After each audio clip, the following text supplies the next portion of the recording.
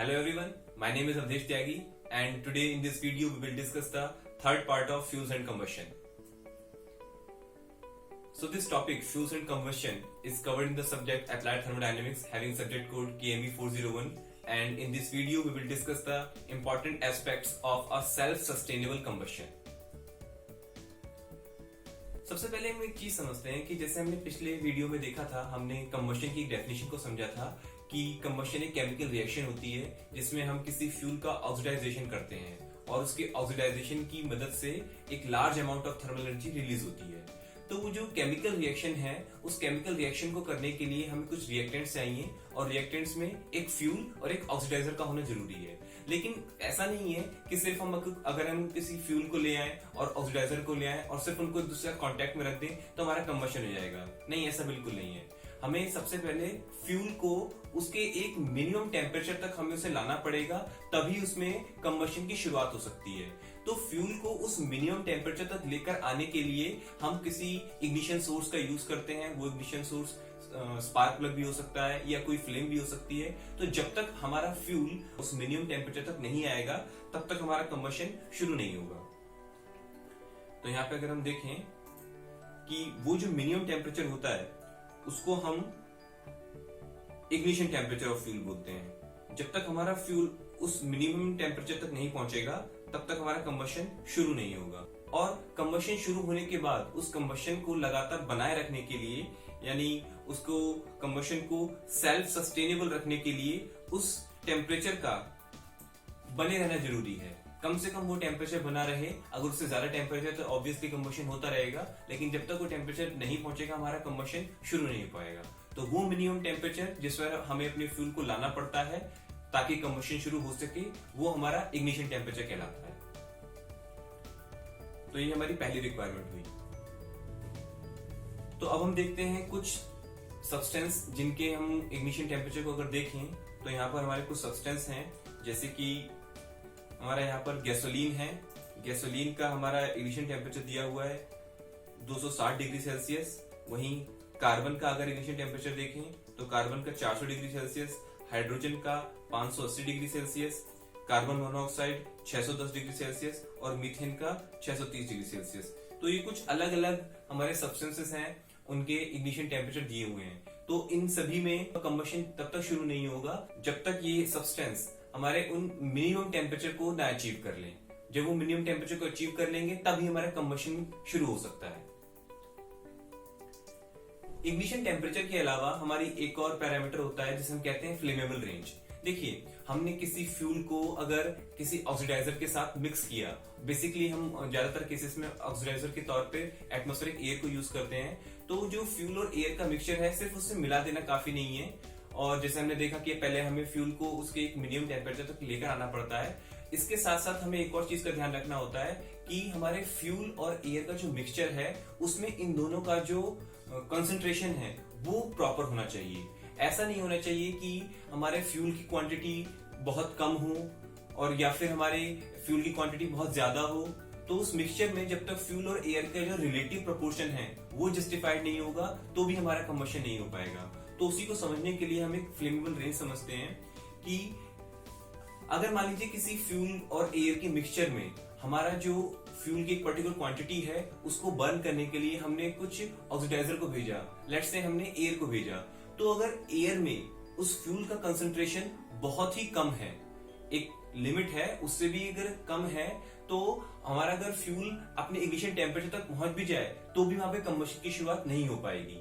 तो उस लिमिट को, वो एक मिनिमम लिमिट होती है जहां पे हमें अपने फ्यूल का कंसंट्रेशन उस मिक्सचर में एयर के साथ हमें फ्यूल का कंसंट्रेशन एक मिनिमम लिमिट तक लेकर जाना होता है कि जब तक फ्यूल की क्वांटिटी वहां तक नहीं पहुंचेगी बढ़ते बढ़ते तब तक हमारा कंबशन शुरू नहीं हो पाएगा।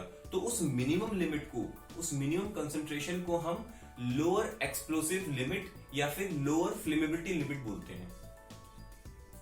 तो जैसे कि अगर हम यहां पर देखें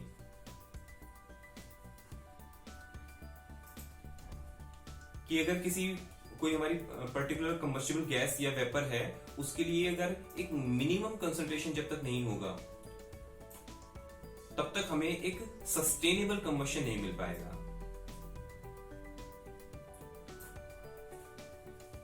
और अगर हम देखें तो उसमें फ्यूल की क्वांटिटी अगर काफी कम होगी तो उस लेवल पर हम उस गैस और एयर के उस मिक्सचर को हम काफी लीन मिक्सचर बोलेंगे। वो काफी लीन मिक्सचर है जिसमें हमारा कंबशन शुरू नहीं हो सकता है।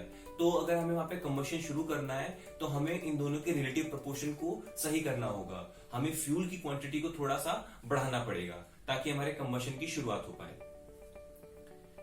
तो अभी हमने लोअर एक्सप्लोसिव लिमिट या लोअर फ्लेमेबिलिटी लिमिट को समझा। इसी तरीके से अगर हम देखें, अगर किसी पर्टिकुलर सैंपल में हमारा फ्यूल और एयर का जो पर्टिकुलर सैंपल है, मिक्सचर है, उसमें अगर फ्यूल की क्वांटिटी काफी रिच है, काफी ज्यादा है, तो भी हमारा कंबशन सस्टेन नहीं कर पाएगा, क्योंकि अब हमारा फ्यूल काफी ज्यादा हो चुका है और उसके लिए अवेलेबल ऑक्सीडाइजर या तो ऑक्सीजन जो है वो सफिशिएंट अवेलेबल नहीं है। तो हमारा कंबशन यहां पर भी शुरू नहीं हो पाएगा।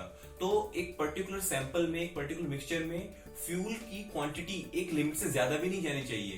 तो वो जो मैक्सिमम लिमिट है, वो मैक्सिमम लिमिट हमारी कहलाती है अपर एक्सप्लोसिव लिमिट यूईएल या फिर अपर फ्लेमेबल लिमिट। तो ये जो हमारे लिमिट है, इसको हम मैक्सिमम कंसंट्रेशन के लिए डिफाइन करते हैं। तो हमने अब यहां पर देखा कि अगर किसी पर्टिकुलर सैंपल में, मिक्सचर में, अगर हमारे फ्यूल का कंसंट्रेशन किसी एयर में एक मिनिमम लिमिट तक नहीं पहुंचेगा तो भी हमारा कंबशन शुरू नहीं हो पाएगा, और अगर उसका कंसंट्रेशन एक मैक्सिमम लिमिट से ऊपर चला जाएगा तो भी हमारा कंबशन सस्टेन नहीं कर पाएगा।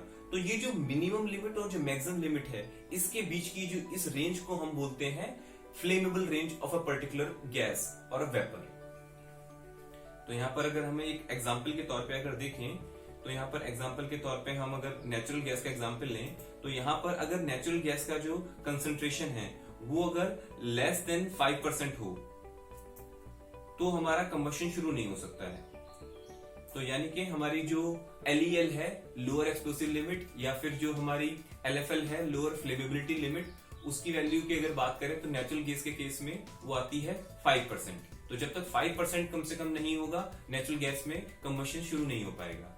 इसी तरीके से अगर हम अपर फ्लेमेबिलिटी लिमिट UFL या अपर एक्सप्लोसिव लिमिट UEL की बात करें तो वो यहाँ पर है लगभग 15%। नेचुरल गैस के केस में वो 15% हो गई है।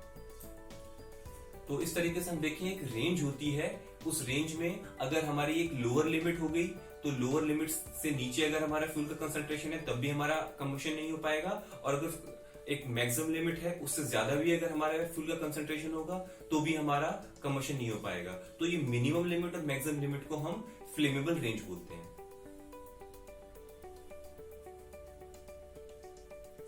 तो अब हमने इग्निशन टेम्परेचर देखा है, अभी हमने फ्लेमेबल रेंज को भी समझा है। तो अब हम उन कंडीशंस को देखते हैं जिन कंडीशंस पे हमें एक सेल्फ सस्टेनेबल कंबशन मिलेगा। तो यहां पर अगर हम देखें तो सबसे पहली हमारी जो रिक्वायरमेंट है वो है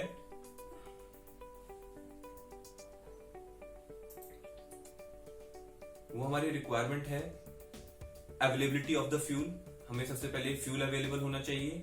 दूसरी है हमें एक ऑक्सीडाइजर अवेलेबल होना चाहिए, नॉर्मली वो एटमॉस्फेरिक एयर होती है। इसके अलावा हमने देखा कि इनकी कोई भी रैंडम क्वांटिटी नहीं चल सकती है, बल्कि हमें इन दोनों का जो मिक्सचर होगा फ्यूल और एयर का, फ्यूल और ऑक्सीडाइजर का, वो एक फ्लेमेबल रेंज में होना चाहिए। यानी कि इनकी जो करस्पॉन्डिंग रिलेटिव प्रोपोर्शंस है वो एक रेंज में होना चाहिए, तभी उनमें कंबशन शुरू हो पाएगा। अगर काफी हम लीन मिक्सचर की तरफ जाएंगे, यानी कि हमारा फ्यूल का कंसंट्रेशन अगर सैंपल में काफी कम होगा, उसको हम लीन मिक्सचर बोलते हैं, तो भी हमारा कंबशन नहीं हो पाएगा। और अगर हम हमारे फ्यूल का कंसंट्रेशन काफी ज्यादा होगा तो उसको हम रिच मिक्सचर बोलते हैं, तो भी हमारा कंबशन नहीं हो पाएगा। तो एक रेंज में हमारा होना चाहिए। इसके अलावा हमारे उस फ्यूल को एक मिनिमम टेम्परेचर तक पहुंचाना भी जरूरी है ताकि कंबशन शुरू हो पाए। तो फ्यूल को उस मिनिमम टेम्परेचर तक पहुंचाने के लिए हम नॉर्मली एक स्पार्क या फिर एक फ्लेम का यूज करते हैं। तो ये हमारी वो कंडीशंस हैं जिन कंडीशंस के हिसाब से हमारे फ्यूल में कंबशन शुरू हो सकता है। अगर आपकी इस वीडियो से रिलेटेड कोई भी क्वेरी है तो उस क्वेरी को आप इस ईमेल आईडी पर लिखकर भेज सकते हैं और मैं कोशिश करूंगा कि उन क्वेरीज का जवाब दे पाऊं। तो इस वीडियो में हमने देखा कि कैसे एक कंबशन प्रोसेस को शुरू करने के लिए और उस कंबशन प्रोसेस को बनाए रखने के लिए हमें अलग अलग कंडीशंस को अचीव करना पड़ता है और उन कंडीशंस को बनाए रखना पड़ता है। तो अगले वीडियो में हम कंबशन के बारे में कुछ और जानेंगे। ये हमारे डिपार्टमेंट के विजन एंड मिशन स्टेटमेंट हैं और ये हमारे इंस्टीट्यूट के विजन एंड मिशन स्टेटमेंट हैं। तो ठीक है, नेक्स्ट वीडियो में मिलते हैं।